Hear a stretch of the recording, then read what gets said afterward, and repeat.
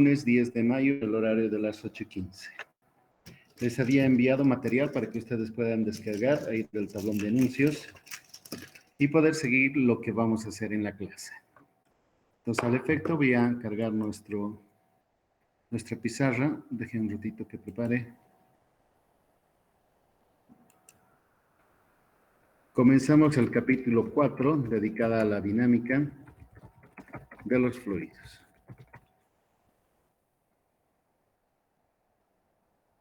Voy a compartir y vamos a admitir a la joven Natalia.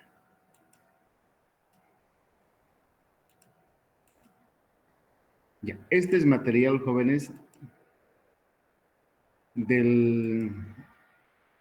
este es material del segundo parcial. Entonces, a partir de acá, nosotros nos dedicamos a estudiar lo que nos corresponde para la segunda parte de la materia, el segundo parcial.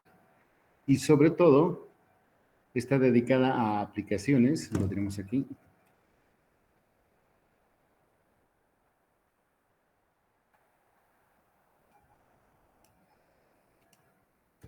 El material siguiente, es decir, de todo lo que vamos a ver.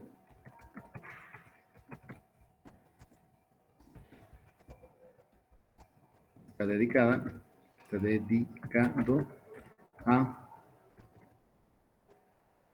a ejercitaciones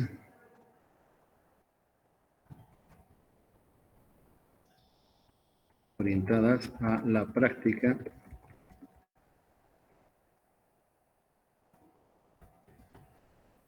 profesional. Eso es lo que anuncia. Antes solía hacer una descripción extensa de los fundamentos de cada uno de los capítulos y a veces no me alcanzaba el tiempo para hacer aplicaciones. Entonces, del semestre anterior y este semestre más bien vamos a cambiar y vamos a tratar de hacer más énfasis en las aplicaciones. Ok, este capítulo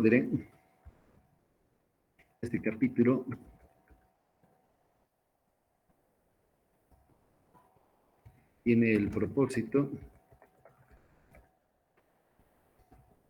de estudiar a los fluidos en movimiento,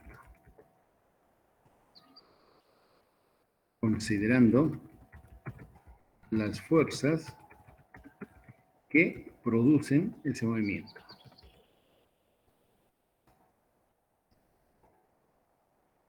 Esta vez, a diferencia de la cinemática, esta vez sí nos van a importar quiénes son las que ejercen una acción y obligan al fluido a moverse. De esto se deducirá la ecuación de movimiento para los fluidos, por supuesto, que será elemento importante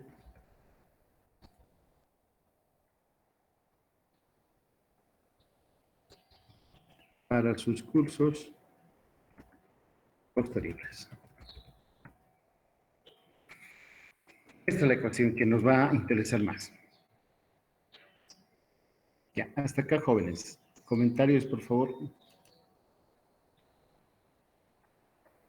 Iván Gustavo.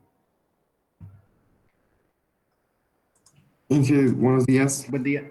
Dígame, Iván. Inge, anterior clase que tuvimos una práctica, Inge, nos dijo que podemos resolver en la clase.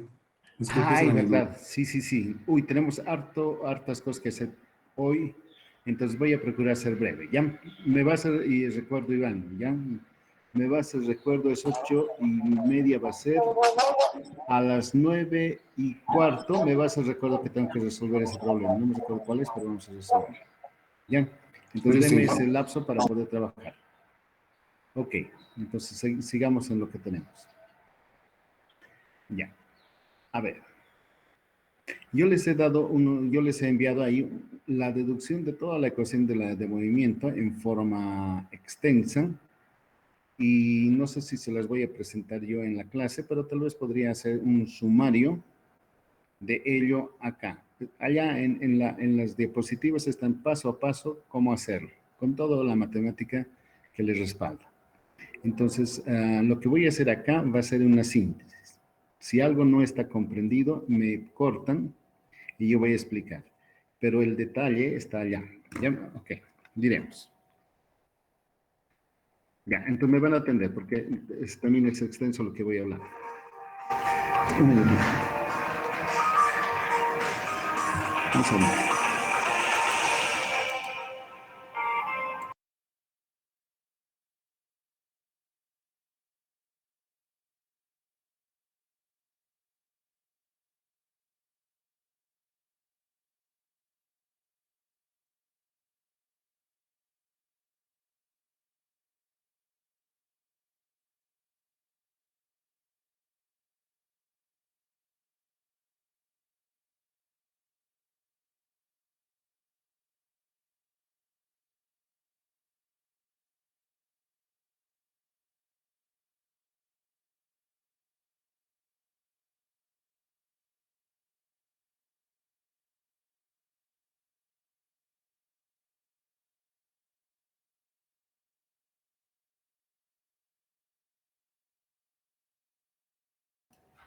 Ok, entonces volveremos a lo que estábamos haciendo. Ya, estoy aquí. Entonces, el elemento base para todo esto es la segunda ley de Newton. La segunda ley de Newton. Newton tiene vigencia. Pero esta segunda ley de Newton, que es, que voy a anotar, la segunda ley de Newton, decía, acá está, la sumatoria de todas las fuerzas que están actuando en un sistema va a producir una aceleración. O para cambiar el ímpetu de un sistema que se está moviendo, tenemos que introducir o tenemos que inducir ciertas fuerzas para lograr aquello. Entonces, esta sobre todo está pensada, esta expresión, para elementos así, individuales, como hemos visto, un vehículo, un carro, un cohete, no sé. Pero es necesario a esta adaptarla. Adaptarla para tratar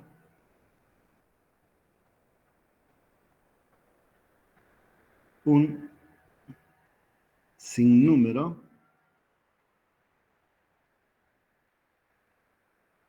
de partículas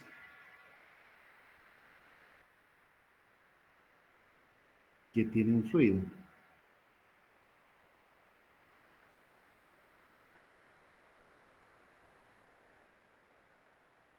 ¿Recuerdan?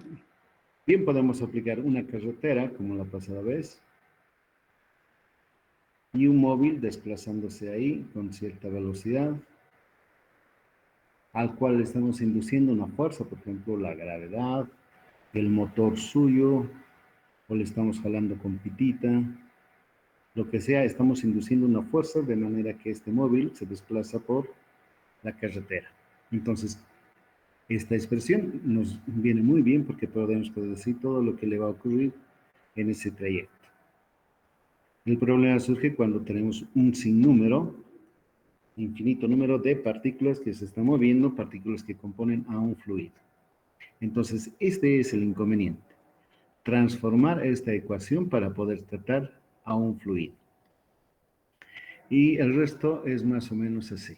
Dice, sea, escribiré acá, sea un fluido en movimiento, la condición, y un sistema de referencia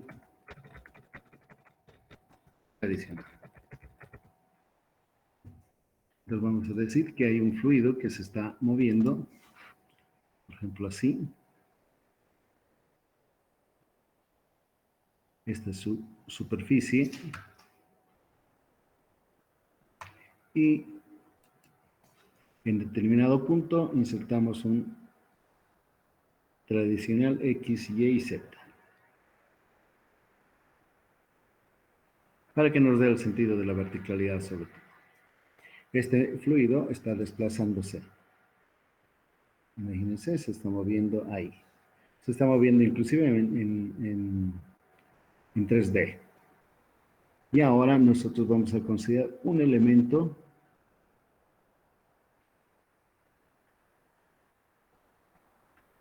diferencial.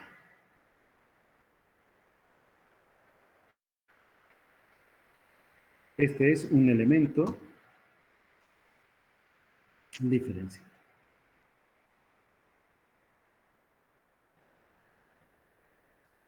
Si estuviera estático, si estuviera quieto el fluido, aún así no podríamos descartar el efecto de la acción de la gravedad.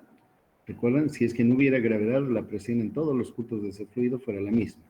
Pero hay una acción gravitatoria que la Tierra ejerce sobre los objetos, la cual induce a una variación de la presión conforme la profundidad también crece. Pero ahora, además de ello, el líquido se está moviendo. Entonces, esa acción externa, yo la voy a representar así. Esta es una fuerza externa.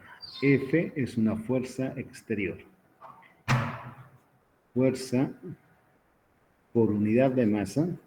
Ahí está el truco.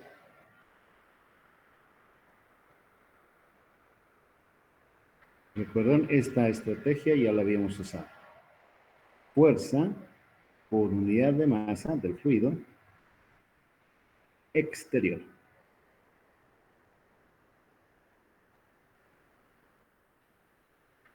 Aquí también está la esencia del movimiento. ¿Qué fuerza exterior al fluido?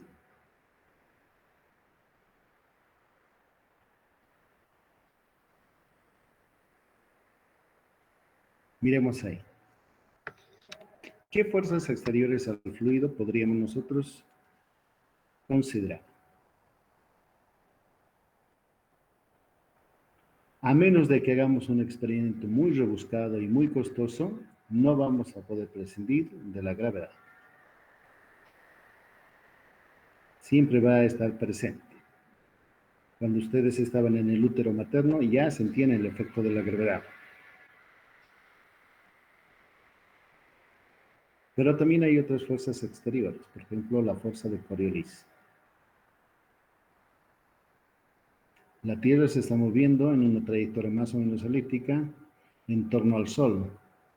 Y el Sol con todo su sistema está desplazándose en el espacio. La Vía Láctea se mueve, todo está en movimiento. Entonces, a menos que tengamos especificaciones tales, nada está estático. También puede haber campos electromagnéticos.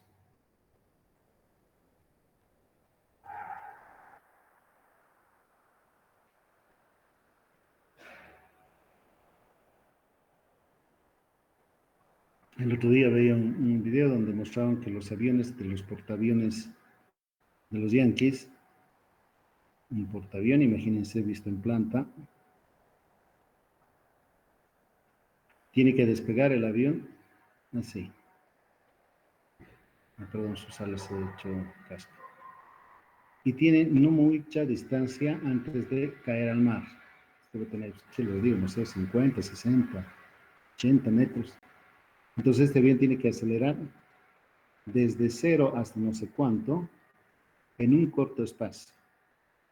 De manera que si encendiese sus motores es probable que no alcanzase la velocidad suficiente para mantenerse, desarrollar toda la fuerza de sustentación del aire contra sus alas y salir volando por acá. De lo que se valen estos ingenieros gringos es de que colocan por debajo de la plataforma de arranque campos magnéticos acá, que se enciende se enciende luego este, y porque acá hay un motorcito, un elemento que jala al avión,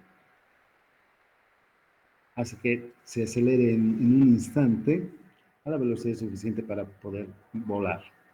Entonces, por eso les digo, campos electromagnéticos, diferencia de temperatura.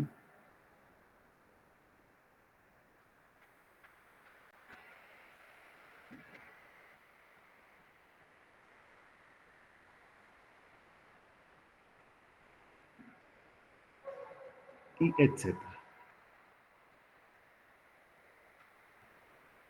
Los vientos que del polo vienen hacia la parte ecuatorial son producto de eso justamente, ¿no? De efectos de diferencia de temperatura. El aire frío, denso, más pesado, ocupa las partes bajas, desplazando al aire caliente que está en los trópicos, sube aquello.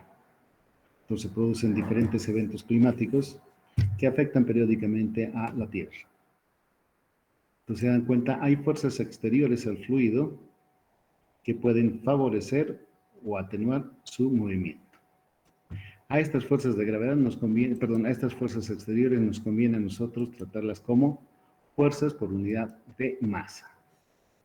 Y a estas, como recordarán la pasada vez, las hemos descrito como F así, que tiene tres componentes, X mayúscula, en dirección del eje X, Y mayúscula, J, y Z mayúscula. Si solo fuera la gravedad,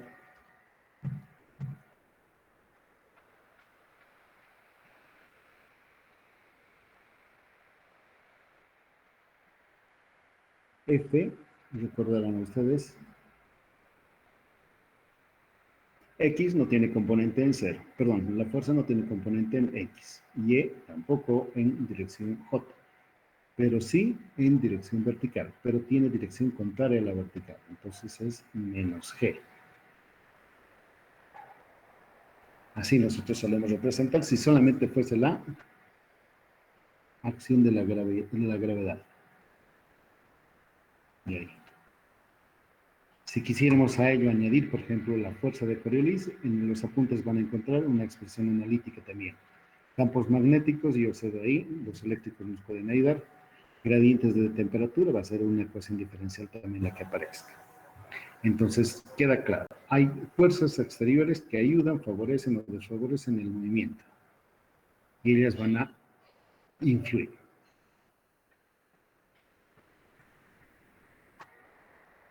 Ahora, ante ese movimiento, el líquido, el agua, va a reaccionar. Permítanme otra vez que ponga este ejemplo para que ustedes lo vean muy claro. Esta, supongan que es la rugosidad o la irregularidad de un fondo de un río, lo que está cerca de los civiles, que es rugoso. Y el agua está moviéndose.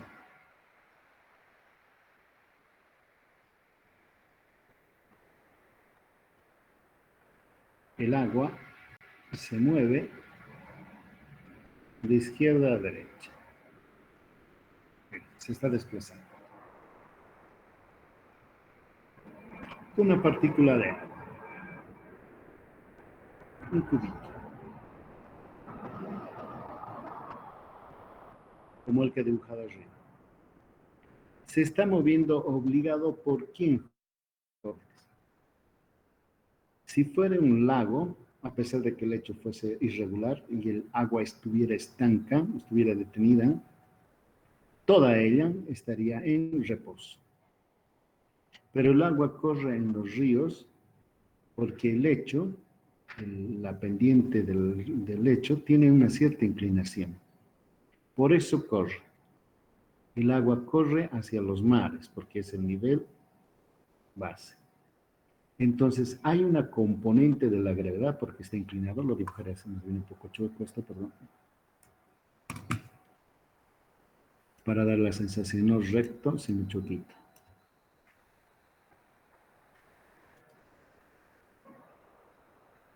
Como en el caso del péndulo, recordarán, hay una dirección vertical dada por G, ¿sí? Pero proyectada o descompuesta en la dirección de la pendiente de este lecho, va a aparecer una aquí.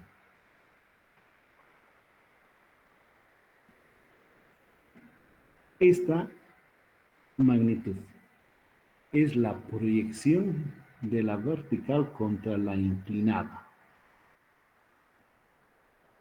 Si colocamos aquí un ángulo, etcétera, etcétera, va a ser G la inclinación del seno de este ángulo. Entonces, cuanto más inclinada está, sin duda hay mayor efecto de la gravedad sobre el movimiento. Entonces, esta es la fuerza exterior. Cuanto más inclinada, fuerza de la gravedad.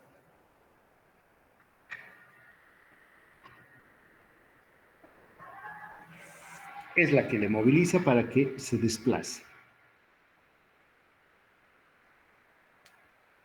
Ahora yo les invito a reflexionar. Si fuese un líquido como el agua, ¿el propio líquido le ofrecerá resistencia a esa fuerza de movimiento? Tal vez sí, tal vez no. Ahora piensen, en lugar de que sea agua la que está corriendo por el río, piensen en miel o alquitrán derretido. Un alquitrán derretido que está moviéndose. Necesitaríamos mucho más fuerza para que alcance la misma velocidad del agua, por ejemplo. Entonces necesitamos ejercer más fuerza para producir el movimiento. ¿Por qué? Todos ustedes conmigo coincidirán que es debido a la viscosidad. Con más viscoso el líquido, por supuesto que nos ofrece más resistencia al movimiento. Si el líquido es muy tenue, poco viscoso, casi nada viscoso, basta que soplemos y ya comienza a moverse. Entonces la viscosidad es la que se opone a ese desplazamiento. ¿Y qué es entonces la viscosidad, jóvenes?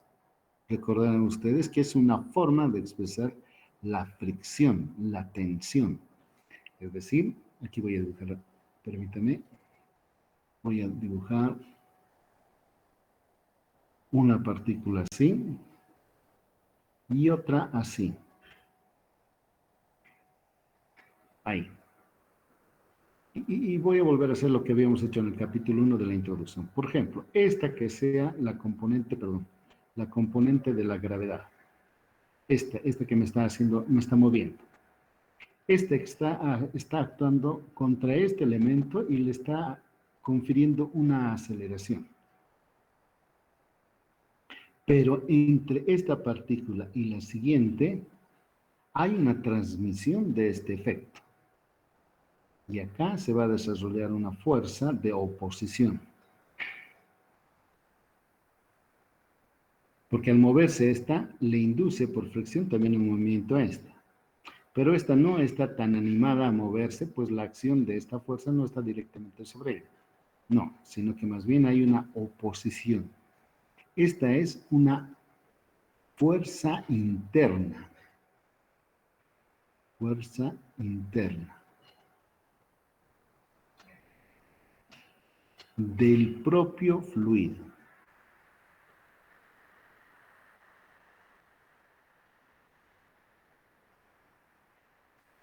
Ese es dentro de él, es la estructura atómica, son las fuerzas eléctricas que mantienen cohesionadas a las partículas de líquido. Eso es muy propio de él, es una particularidad, es una característica del fluido. Agua versus alquitrán derretido, por supuesto, uno frente a la otra es muy diferente. Necesitaríamos ejercer mucha fuerza, comunicar una bomba, la energía de una bomba muy potente para hacer desplazar, por ejemplo, petróleo al interior de un conducto. Pero una bomba convencional apenas nosotros necesitaríamos para impulsar agua dentro de ese mismo conducto. Entonces depende de qué fluido se trate. Esto es exclusivo del líquido.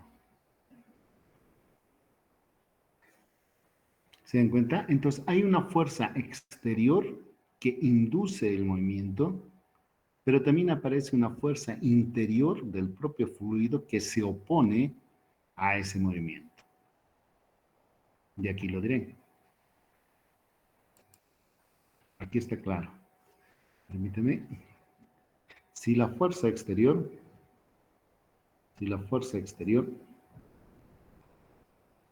resulta menor que la oposición, la resistencia interna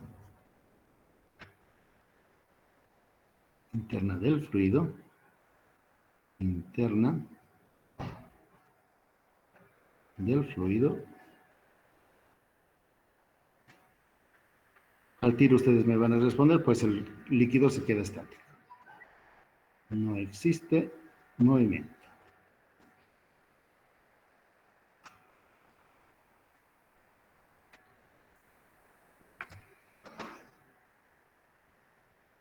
Y para que ocurra movimiento vamos a tener que llevar a otro elefante. Por el contrario, si la fuerza exterior es suficientemente, es más grande que la resistencia,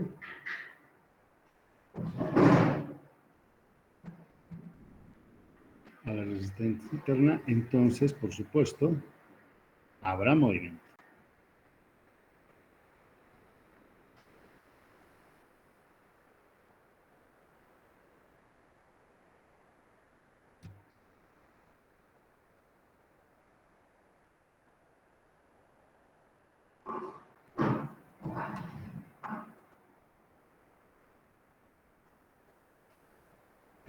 De hecho, si aceptamos o partimos del principio que sea nuestra hipótesis de que sí, la fuerza exterior es mayor que aquella, entonces podemos decir la fuerza exterior menos la resistencia que ofrece el fluido al desplazamiento tiene que ser igual a la masa por la aceleración que el tal líquido adquiera. Quesito, por favor, quiero que lo entiendan muy bien.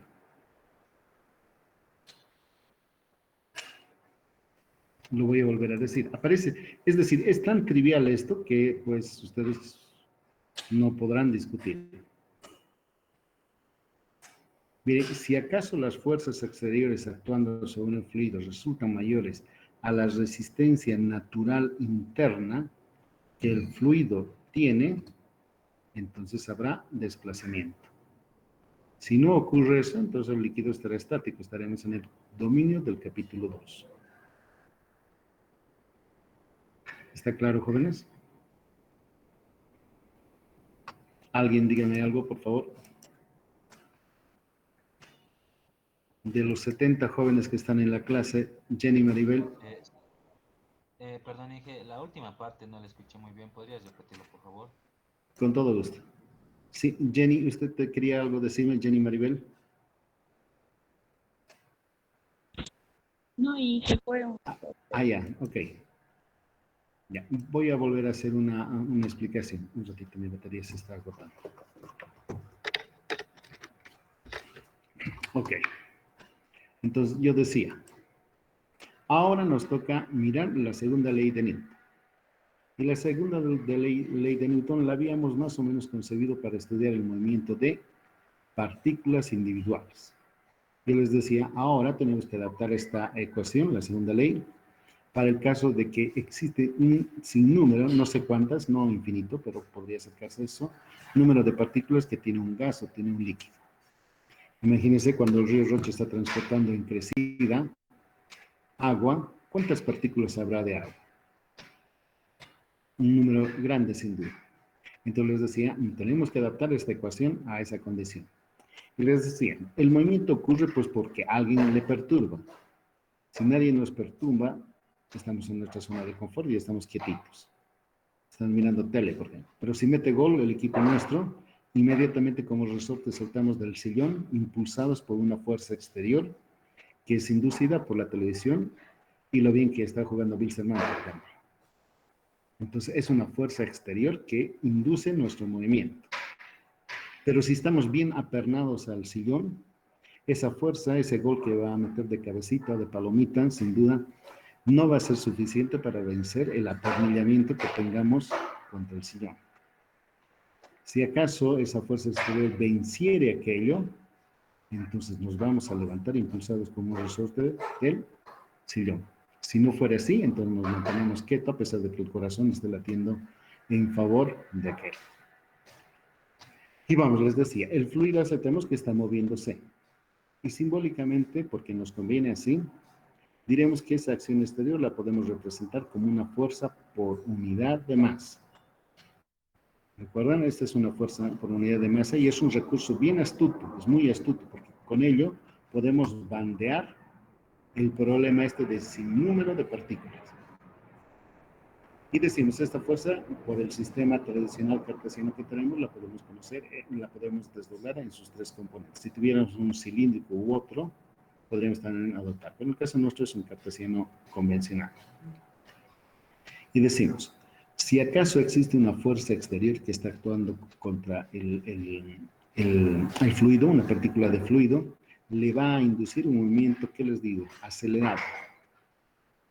Pero como el fluido ofrece resistencia, no se olviden, hay cohesión entre las partículas de un fluido. No es que están libres ahí desplazándose. No, a nivel de átomos existen cargas eléctricas que les aseguran unos contra otros. A nivel de partículas, que es también un recurso así medio de la mente, simplemente, también hay cohesión. Esa cohesión es la que induce la viscosidad. Cuanto más viscoso es el líquido, entonces hay más resistencia que el fluido internamente ofrece al que le molesten, a que le muevan. Entonces tiene que ser más grande esa fuerza a la resistencia interna del líquido para que ocurra movimiento. Y si ocurre movimiento, entonces la podemos tratar con la segunda ley de Newton, aquí como se las pongo. Eso es lo que le decía Job.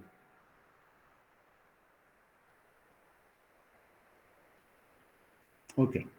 Ahora, las exteriores, ya les dije, podemos conocerlas o podemos plantearlas de esta forma. Así. En forma genérica podemos ponerlas así. Ahora, la otra es esta. ¿Y cómo expresamos la resistencia interna?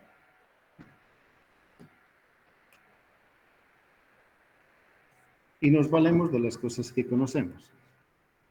A ver, me van a disculpar si es que acaso no están llevando. En Resis, por ejemplo, les dicen, esta es una viga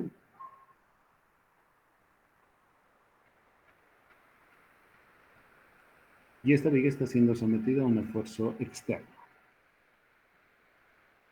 la fuerza F. Y por efecto de esa fuerza, esto se flecta. Se flecta. Y nosotros deseamos, por supuesto, que esta deformación no sea tan grande, de manera que si salga de los márgenes, que recomiendo las normas, a fin de que no se vea feo, antiestético, que si bien no se rompe, pero sin duda ofrece una sensación de inseguridad. Y si hiciera un zoom aquí, si hiciese un zoom, vería más o menos así. A ver, déjenme ver. Está viniendo acá y se comprime la viga, sí. Y en la parte de abajo, más bien, comienza como a agrietarse. Se está estirando. Esta partecita la estoy reflejando aquí.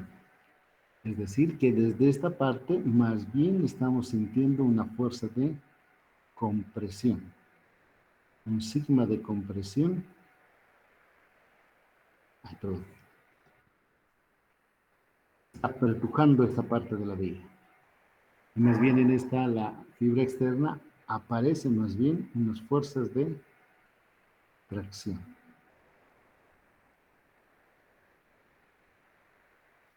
Por ejemplo, digo, por eso aquí como que se agrietan las. Y aquí, al contrario, están comprimidos, están fruncidas las fibras externas. Pero no solamente ocurre en ellas, sino que también dependiendo de algunas otras condiciones de la geometría, por ejemplo, aparecen aquí tensiones cortantes.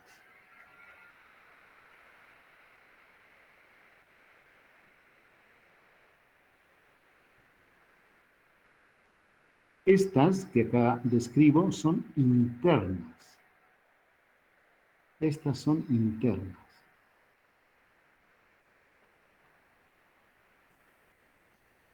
Porque son, por supuesto, propias del material que estamos tratando. Sigma sub C, sigma sub C, sigma sub T, las tau, son propias del material.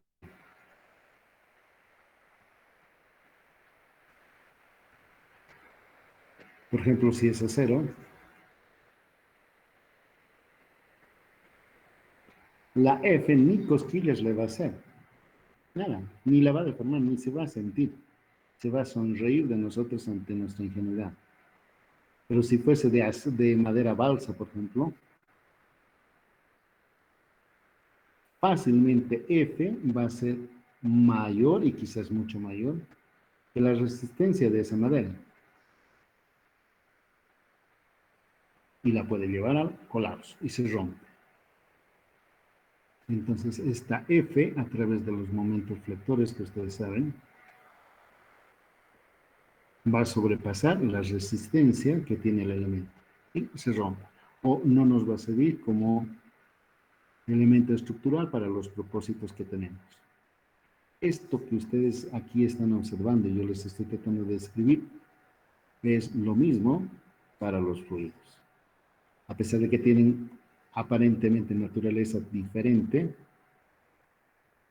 es lo mismo. Así como los sólidos ofrecen resistencia a ser molestados, a perturbados, lo mismo los fluidos. Quieren estar tranquilos, quieren estar quietos, pero las fuerzas exteriores les intentan sacar de ese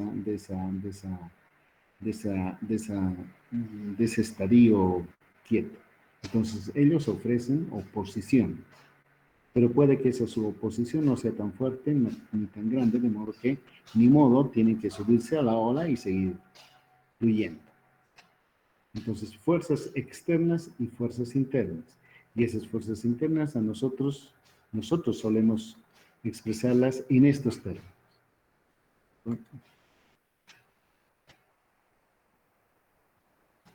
Estas son, recordarán ustedes,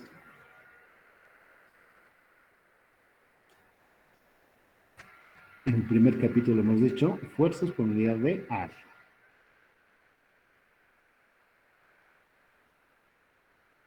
Fuerzas normales y las que yacen en el plano. Ahora nos abocamos a estos esfuerzos, tensiones y cortantes, ponerlos como resistencia. ¿Se entiende este ahí?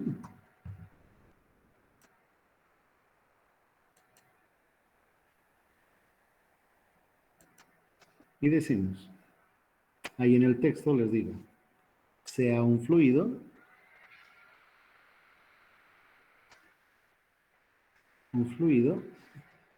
y un elemento diferencial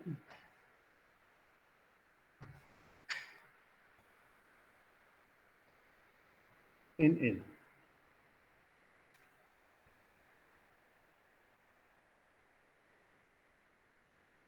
Y él les mueve. En 15 minutitos. Entonces digo acá, un cubo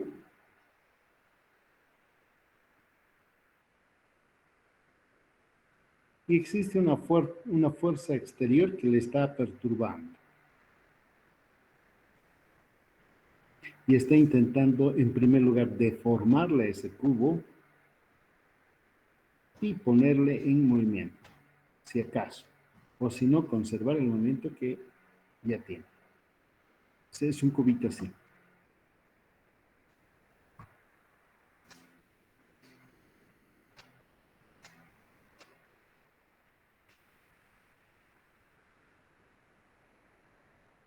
Este cubo tiene sus 6 caras. Entonces, la acción de este cubo, por ejemplo, miren, acá hay un cubo y enseguida está rodeado por más fluido, un cubo arriba, uno a la izquierda, otro a la derecha, hay cubos que le rodean. Entre uno y otro se desarrolla eso, una oposición a la transmisión de la fuerza exterior y que les obliga toditos a moverse. No, entre cada uno de ellos ocurre una negativa, no quiero, no. Pero también vencida una vez la inercia, es decir, el estado de reposo y habiendo ya adquirido movimiento, van a ofrecer igual una fuerza para seguir moviéndose. Entonces les digo, la acción del fluido exterior en torno a este cubo, podemos representarla podemos representarla como, miren qué fácil hablo. Quiero decir, qué fácil, con palabras puedo decir cosas muy complicadas por debajo. Puedo descomponer esa acción como una presión. Miren, esta presión es normal a la cara. Acá hay un ángulo de 90 grados. Y si mi sistema de referencia está así, X, Y, Z, porque tiene la orientación del eje X, a este le voy a suscribir un subíndice, X, porque tiene la dirección del eje X, son paralelos. Pero esa resistencia, esa oposición del fluido a seguir moviéndose o, una vez iniciado el movimiento, a continuar moviéndose, también se expresa en un frotamiento entre caras y caras de los cubos vecinos. A esa la podemos representar por tensiones o fuerzas por unidad de área que están yaciendo sobre la superficie. Por ejemplo, 2. Estas verdes yacen sobre la superficie, mientras que esta P sub X es perpendicular a la cara. Esta, por ejemplo, esta que sea una tau, porque el eje X le resulta perpendicular a la cara, entonces le escribiremos un subíndice X. Esta otra también yace en la cara y el eje X le resulta también perpendicular. Mas no sabríamos cómo distinguir estas dos. Pero tenemos acá dos elementos más que nos van a ayudar. Esta, la de arriba, está siguiendo la dirección del eje Z. Entonces me ayudo con el añadido de Z. Mientras que esta otra resulta paralela a Y. Por eso es que le suscribo Y. Y cualquier otra, miren, si digamos hubiera alguna fuerza acá, por ejemplo esta celeste, digamos aquí existiera una tensión de corte, una tau. Esta tau yo la podría escribir como una cierta tau sub. Un alfa, tau sub xz, más un beta, un valor cualquiera, tau sub xy. Entonces, tau sub xz y tau sub xy son los, a ver, déjenme ver cómo llamamos eso, se llaman los, es la base del sistema de coordenadas que me permite generar cualquier otro esfuerzo en el plano de este elemento diferencial. Ya, basta que nosotros tengamos estos dos valores para generar cualquier vector dentro de este plano.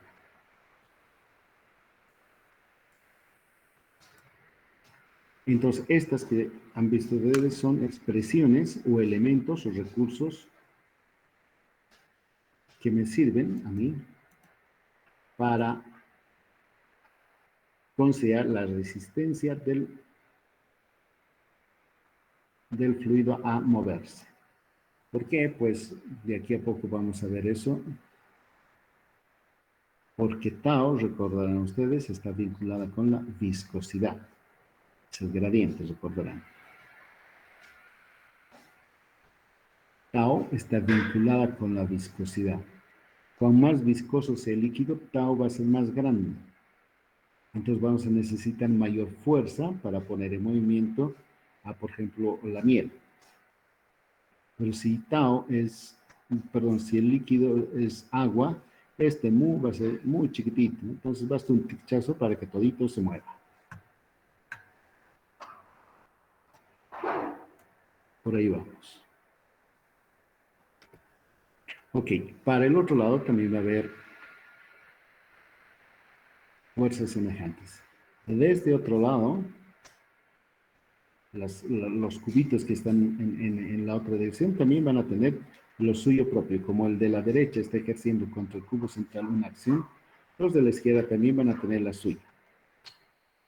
Pero puede que sean diferentes, no tienen que ser iguales, al contrario, van a ser diferentes porque hay una diferencia es decir, hay una diferencia, hay un gradiente producido por la fuerza exterior.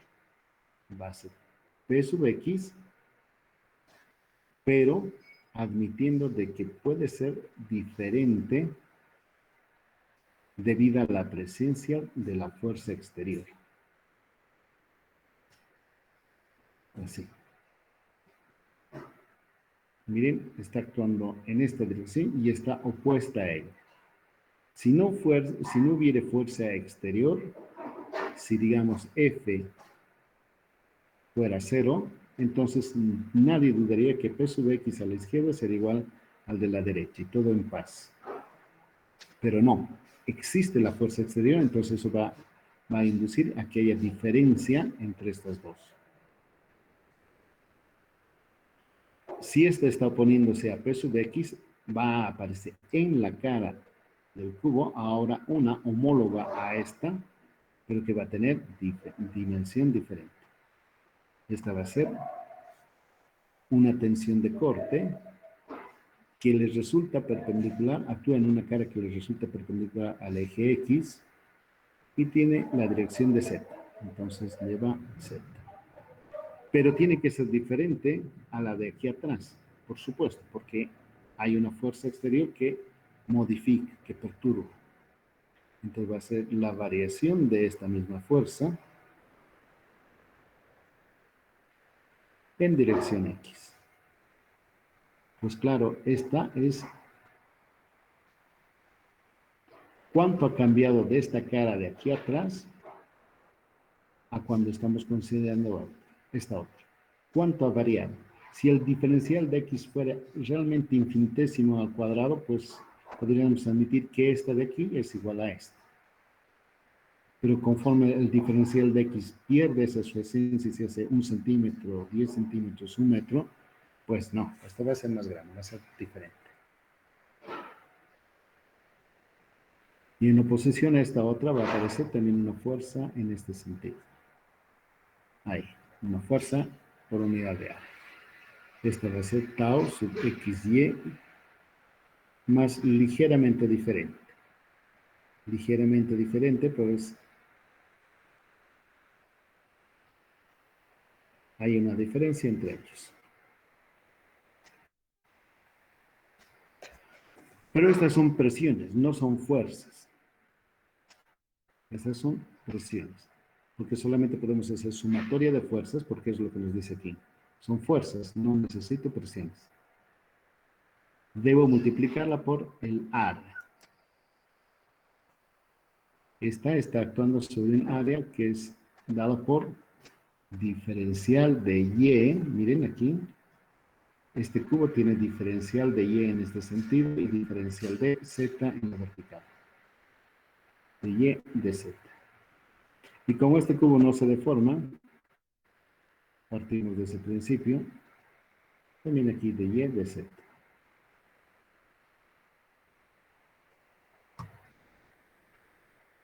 Y los otros también.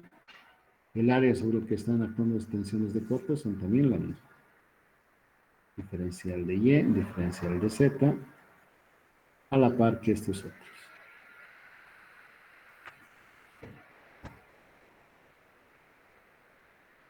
Entonces, una vez que se ha entendido esta parte, ahora extendemos el proceder a las otras. Como no, el eje X no es el único privilegiado, entonces aquí van a ver una P sub Y. De este otro lado va a haber una diferencial de P sub Y, ya sea X, ya sea... Y desde la vertical también van a ver. No las voy a dibujar porque voy a complicar más el dibujo de lo que ya está. Aquí va a haber una P sub Z. Y de aquí también una P sub Z. Claro que este va a ser con incremento, ¿verdad? Este va a tener la variación de P sub Z, pero Z, porque ha variado, la variación es desde la cara inferior, que está una elevación Z, hasta un diferencial de Z, que es la altura del cubo. Es por ello. Para que sea fuerza, nada más hay que multiplicarla por el área. El área es diferencial de X y diferencial de Z. Digo diferencial de Y. Aquí me falta de Z.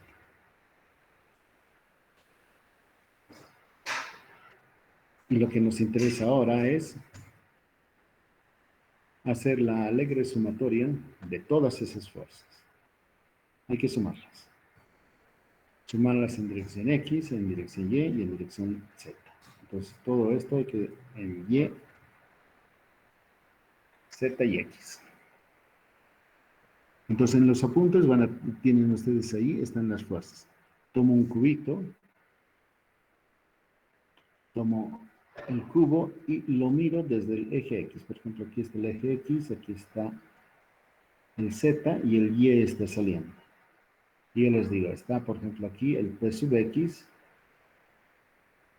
aquí está el P sub X más diferencial de P sub X, así, con sus áreas, por supuesto. Hay una fuerza que está actuando abajo.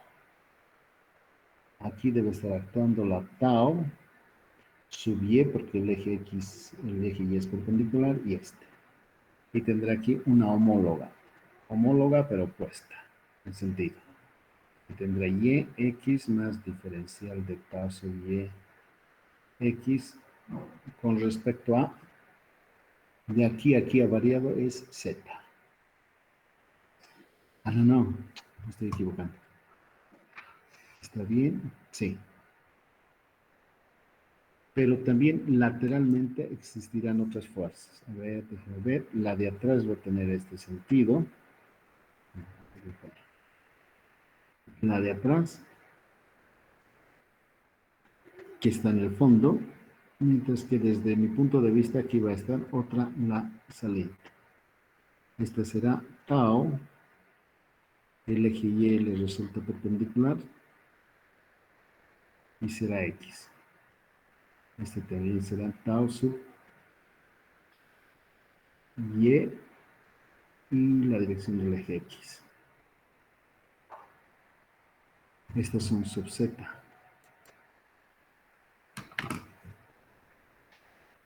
Porque están ocurriendo en la cara superior. Bueno, disculpadme, por favor, jóvenes, me equivoqué. Estas son sub. Esta yace en la cara, en el plano XY, entonces su perpendicular es Z, tiene dirección del eje X. Esta tiene Z perpendicular en dirección del X. Y estas también. Este es así y esta es, este es tau sub y x más derivada de tau sub y x cuando varía desde atrás hacia adelante, es la dirección y. Así está bien este. Zx diferencial de z. Y sí. Y está actuando en esta dirección. Además, está actuando en algún lado. Está actuando la fuerza exterior X. En dirección Y. Y nada más que hay que sumar todas ellas. Cuando las sumamos, van a encontrar ustedes la ecuación. A ver, miren. Voy a cambiar de... Inge, disculpe. Sí, Inge, recuérdame que ya es las 9:15, Inge. ya. Un instante, denme y nos abocamos a eso. Ya miren, ahí está su capítulo 1, las fuerzas exteriores, el chenco de la P que he hecho. Miren, se los he escrito todo. Y les digo, bueno, ahora sumemos todo lo que queda en la dirección del eje X. Y podemos descomponer estas sumatorias sin los positivos y negativos y al final nos quedamos con una expresión tan elegante como esta. Y por supuesto el eje X no tiene privilegio con respecto a los otros. De manera que similar análisis podemos realizar para los otros dos ejes. Y vamos a hallar expresiones como esta.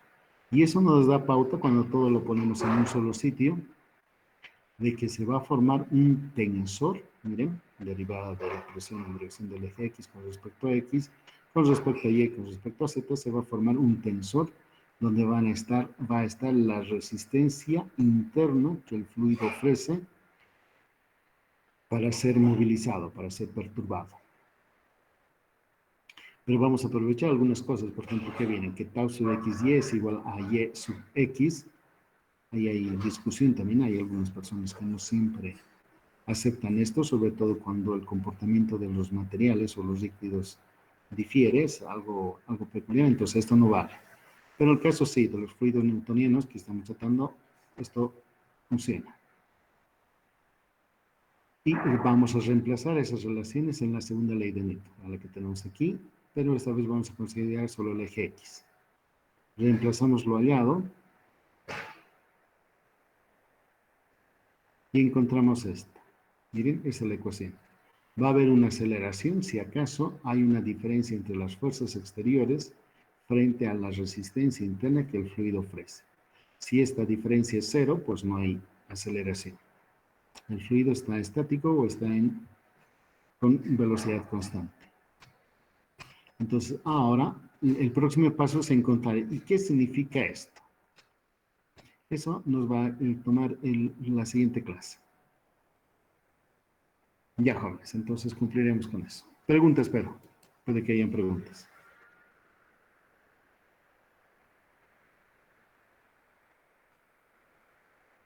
Preguntas de lo que les he expuesto, jóvenes. Mientras busco lo que habíamos hecho la pasada vez. No sé dónde está.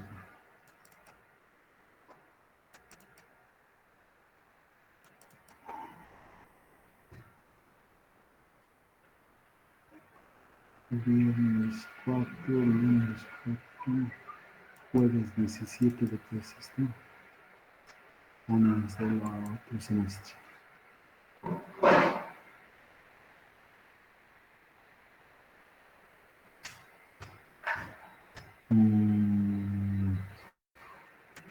A ver, vamos a abrir el viejo.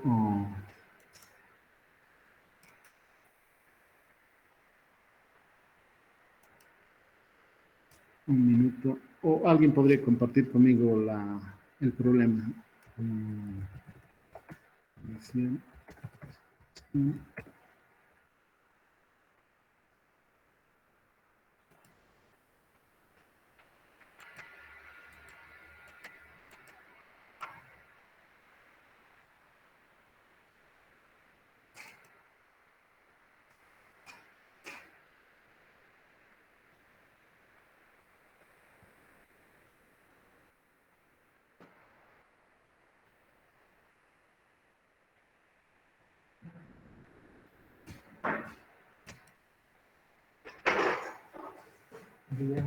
Buen día. ¿Perdón? No, no al final. Un ratico, estoy cargando mi dato, jóvenes. Estoy cargando el...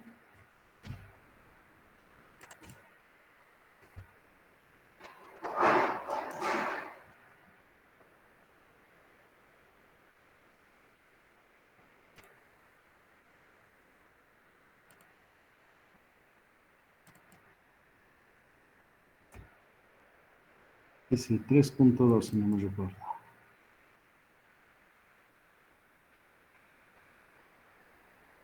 Ah, la bacana, pero no tengo la figurita.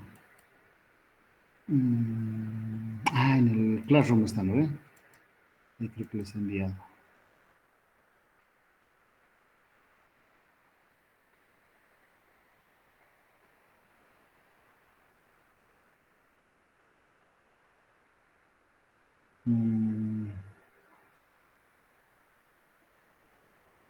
El jueves era, ¿verdad? El barco o...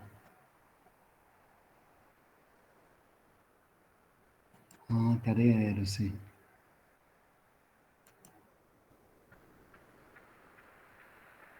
Ya. Ya tengo. A ver. Voy a compartir con ustedes la imagen. No es debe estar en...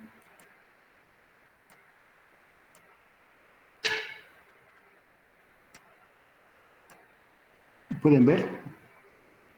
Es el camión cisterna.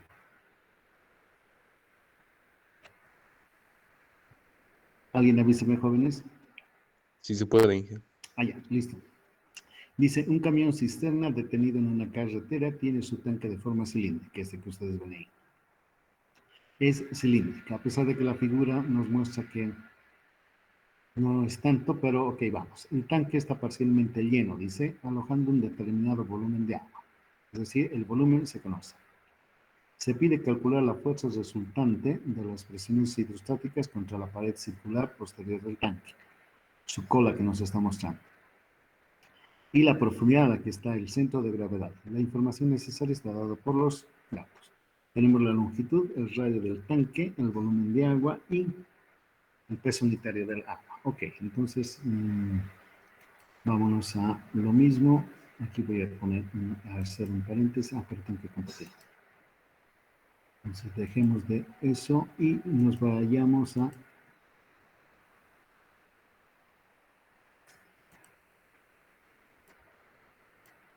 ya, acá pondremos una línea.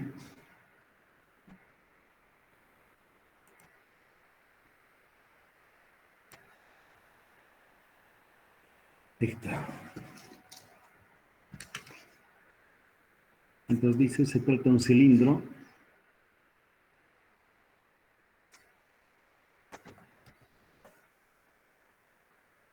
no sé por qué está así, que le tapó a mi asunto, no sé dónde lo metí.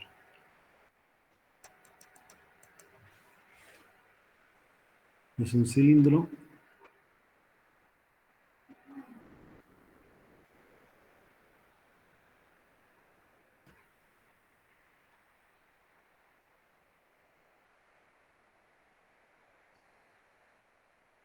que tiene agua hasta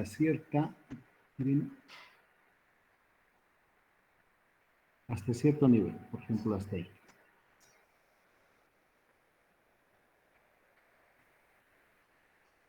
Hasta ahí.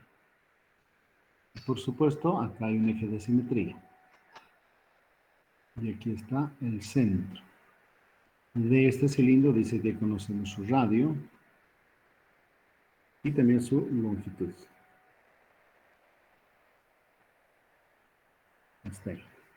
Y por supuesto el volumen de agua que existe ahí nada más nos va a tomar y multiplicar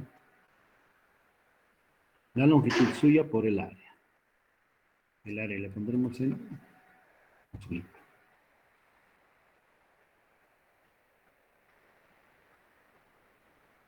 El área.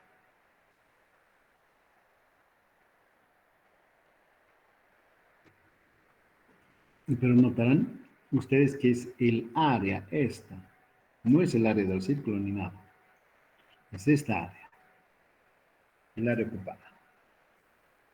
Y esta área, pues, nos da pauta para pensar, como en el caso del barquito que teníamos el otro día, hay un tirante de agua, H. Cuanto mayor sea el volumen de agua almacenado aquí en el cilindro, pues H también va a crecer. Cuando esté a full capacidad del cilindro, H va a ser 2 veces este radio L. Entonces hay una vinculación íntima entre estas variables. A, el área, depende de H. Perdón, es una función de H. En algún caso, cuando H sea, aquí pondré, si H es igual a 2R, entonces el área tiene que ser pi por R cuadrado. ¿Me ve, jóvenes? Mientras sea menor a 2R, si H es menor a 2R, entonces el área tenemos que encontrar una expresión para ella. Por supuesto que va a ser menor.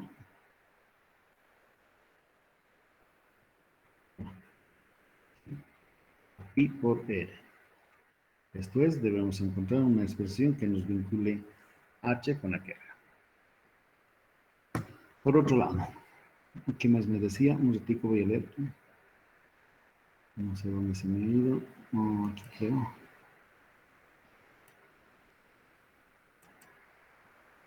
Dice, se pide calcular la fuerza resultante. Y la profundidad a la que está el centro de gravedad. Eso es cosa de niños. La fuerza resultante, ¿cuánto va a ser, jóvenes? Va a ser la profundidad de aquí al centro de gravedad. Aquí dibujé la cabeza. Digamos, este es el área.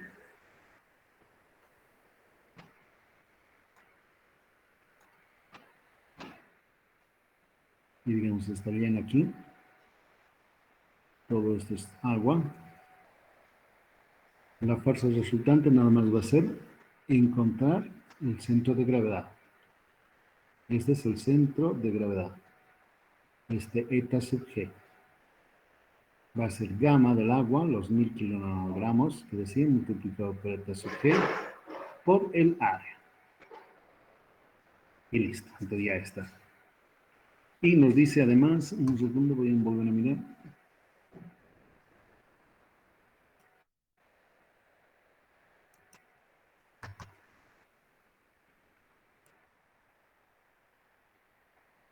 Y la profundidad a la que está el centro de gravedad. Oh, sí, entonces es relativamente fácil.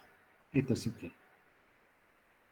Entonces de aquí, desde un punto acá, aquí es R, al igual que aquí, a cualquier punto es R. Entonces eta sub g.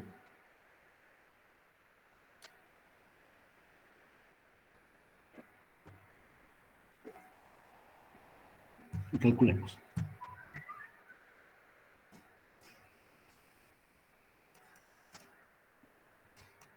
Un círculo más decente.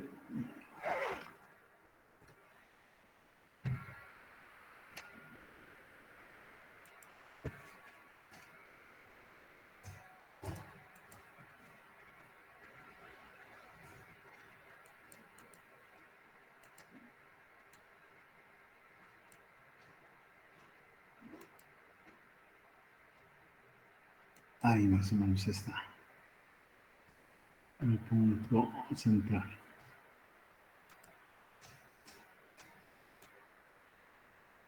Ahí.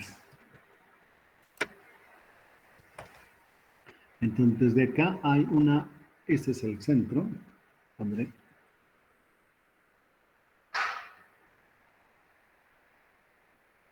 El centro, y hay una cierta cantidad de agua.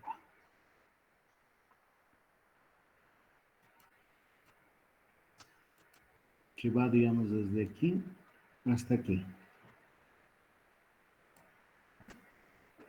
Ahí está. Ahí está agua. Y esta es H.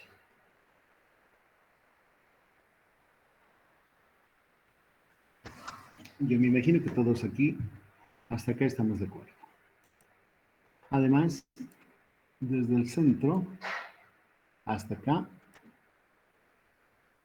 hay la distancia R que nos especifica. Y a la par, desde ese centro hasta el punto más bajo, también es R. R es también. Ay, perdón, no tengo flechita.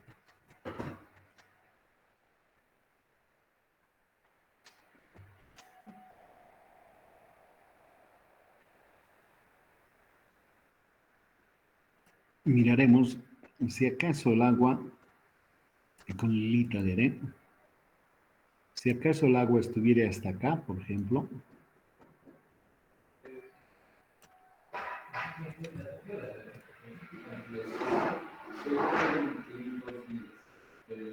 ahí, miren, estuviera casi lleno. También podríamos trazar una,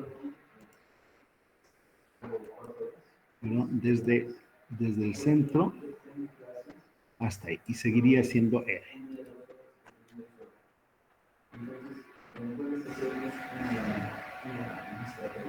Podríamos tranquilamente ustedes y yo convenir de que si acaso tomo desde la vertical, desde aquí hasta aquí, el ángulo teta, podríamos ver que él nos describe cuánta agua hay en la tubería. Por ejemplo, si teta es 0, Entonces podríamos decir, está vacío. Si al contrario, si vale, por ejemplo, 90 grados o pi medios, está a la mitad. Está justo aquí, a este nivel está. La mitad de la sección transversal está ocupada por agua. Si tetita vale 180 grados o pi, entonces está a full. Está completamente lleno el tanque, es decir, pi r cuadrado o q. Por lo tanto, teta es un buen descriptor de cuánta agua tenemos. Aquí también está tetita. Ahí.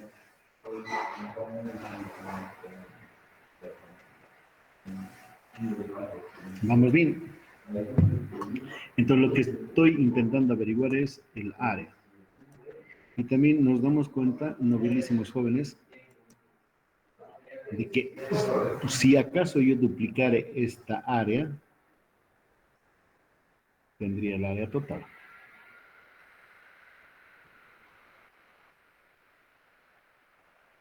Por ejemplo, el área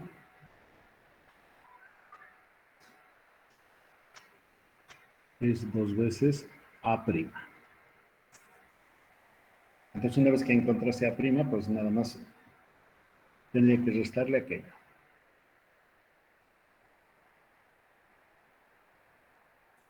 Y podríamos inclusive así hacer. Miren, déjenme que dibuje. Va a ser medio casco, pero si esto es R, esto es R, podría calcular un color así medio pato. Pero otra vez, un color un poco más. Este tal vez. Puedo calcular esta área.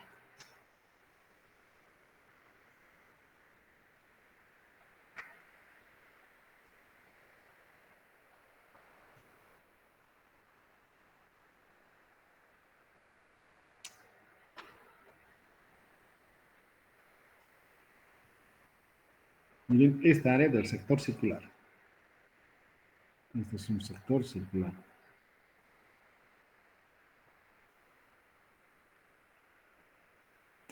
Y a esa le podría restar esta tajada. Miren, esto es como si fuese una tajada de una pizza. Así, o de una torta. A esta tajada le podríamos restar esta línea segmentada que viene aquí.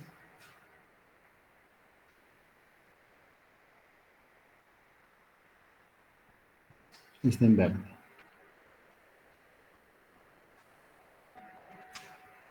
Donde este es R. Y aquí está, por supuesto, teta.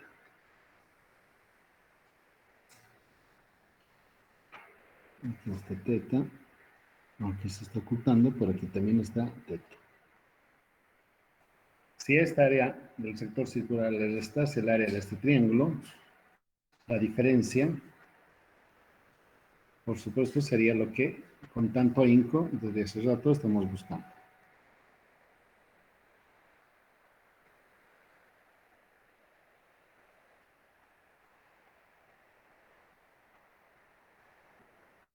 Esta área. La que he pintado con celestito al inicio. Déjame celeste.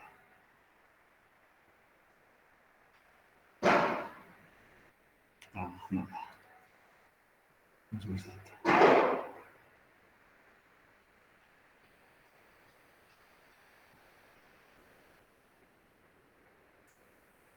El área A'. Esto es A'.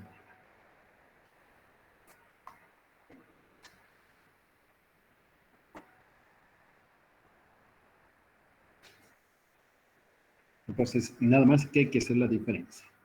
De este sector circular. No me recuerdo.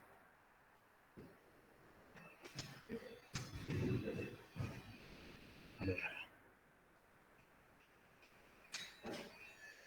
A ver, me van a ayudar jóvenes, no me recuerdo muy bien. De este sector circular, desde igual a 0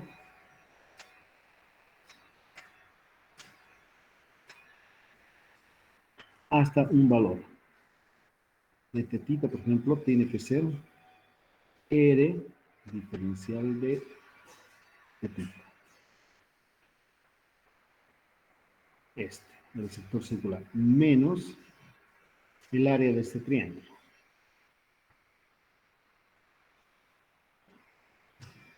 Entonces, a este le llamaré Y, a este cateto. Entonces, ese sería y a este X. El área de este triángulo sería base por altura. La base X, la altura y todo dividido entre 2. Y eso fuera lo que aquí necesito como área prima.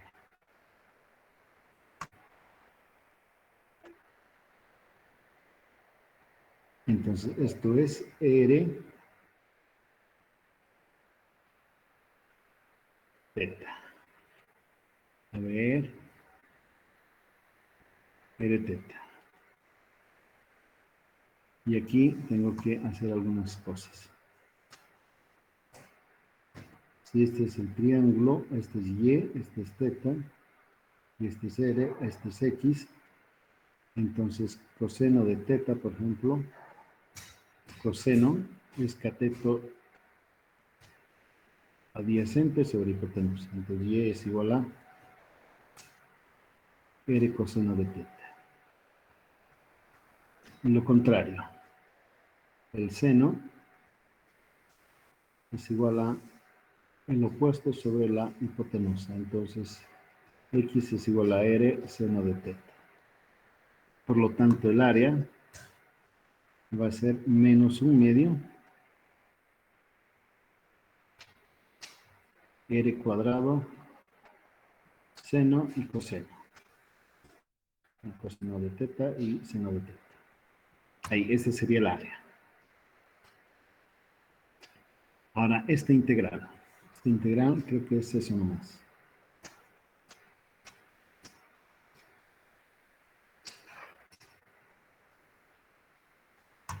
No me está gustando, jóvenes, un ratico.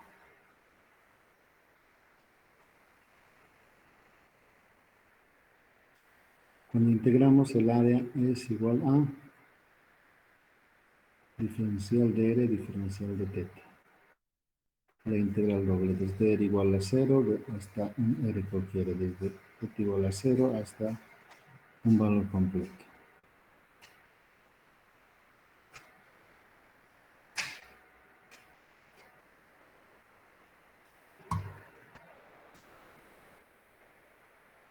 Ah, claro. Aquí hay R de R. Claro, porque en circulares es aquello es R de R, claro. Porque es un sector circular que analizamos así, ¿recuerdan? Un fragmento, que es el R que le ubica, y este es un diferencial de R. Entonces, este es el área. Este es el diferencial de teta. Entonces, el área es este, por este, por este. Aquí me falta. DR.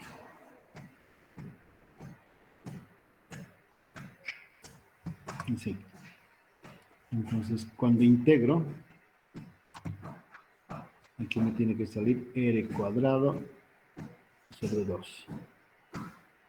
Entonces aquí sale R cuadrado sobre 2.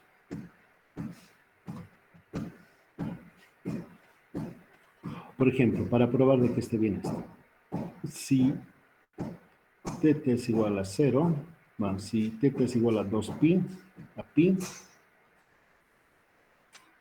entonces esa área tiene que ser R cuadrado medios por pi.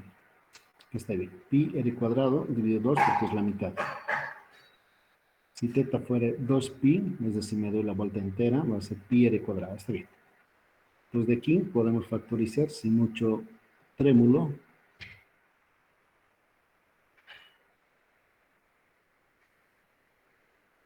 seno de teta y coseno de teta.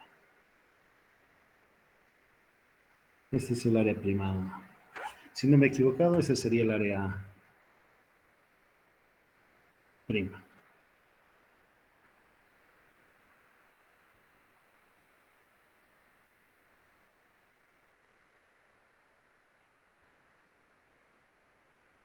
Reemplazamos en la ecuación. Ah, todavía.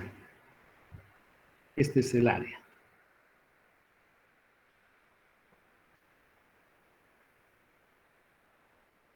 Aunque quizás...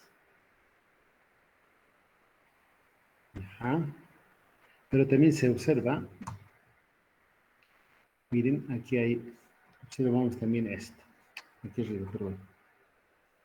Este es H.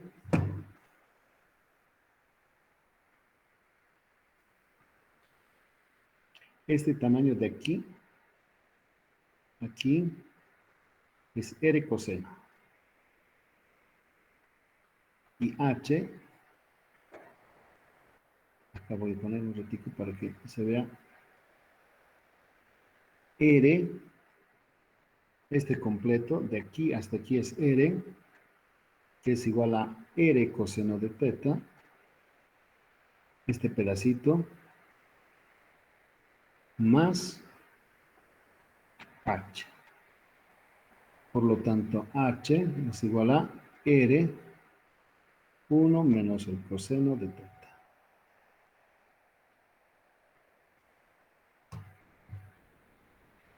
O podríamos despejar de ahí. R menos H. Entonces podemos colocar en función H esto.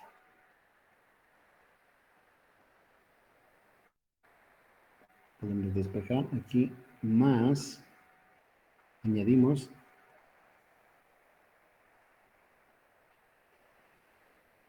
la expresión.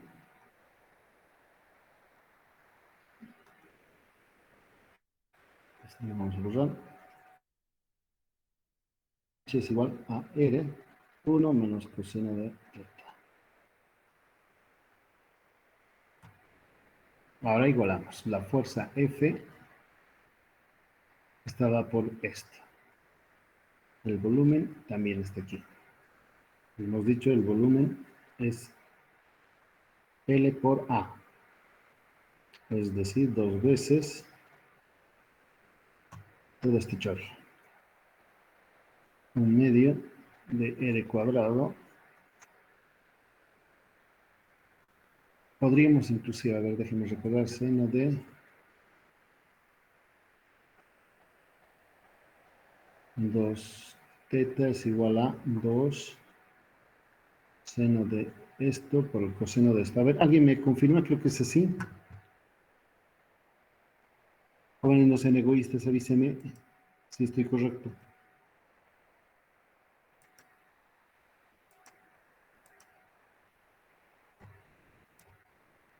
Jenny, Maribel. Propiedades geométricas. Catarina ha abandonado la sesión, ¿por qué será? Se están yendo, jóvenes. Me van a revisar ustedes. Creo que es esto cierto. Entonces voy a colocar aquí. Sería Sí, eso sí. ¿Sí? ¿Está bien? Ya. Sí. Gracias por Está confirmar. bien. Ya, gracias. Entonces aquí puedo poner 1/2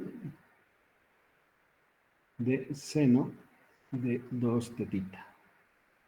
Sí. Entonces de acá nada más aquí igualado.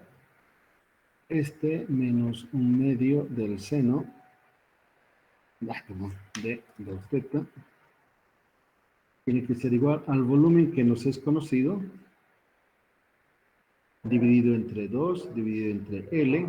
Ah, aquí ahí ya está. Aquí podemos simplificar. Este con este se van a ir.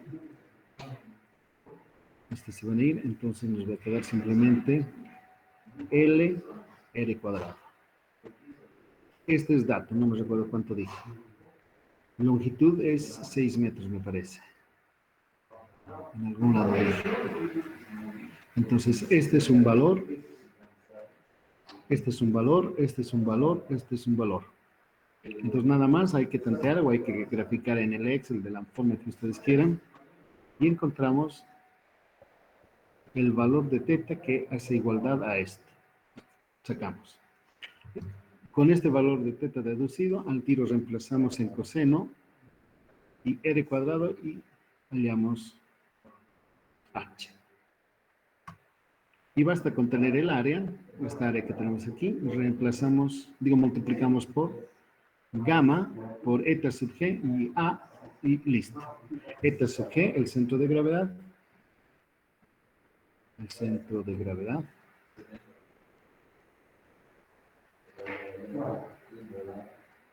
Lo obtenemos de una tabla, pues conocemos ahora H. Listo. Bueno, ni siquiera tenemos que ir muy lejos, hay que ir a internet y mirar nomás. Si no recuerdo mal, a ver, déjenme ver, si es un círculo, es decir, es el cuarto de un círculo, el centro de gravedad está a esta misma distancia que aquí, creo que es 4,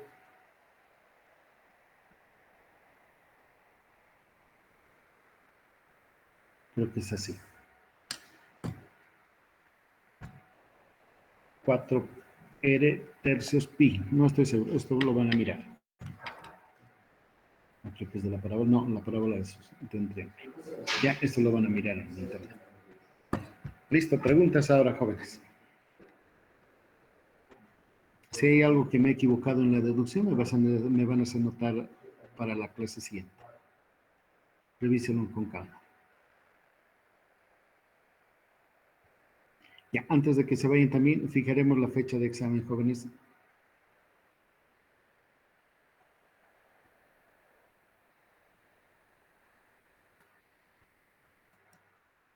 El día jueves, entonces, fijamos fecha, a menos de que ahora quieran hacerlo.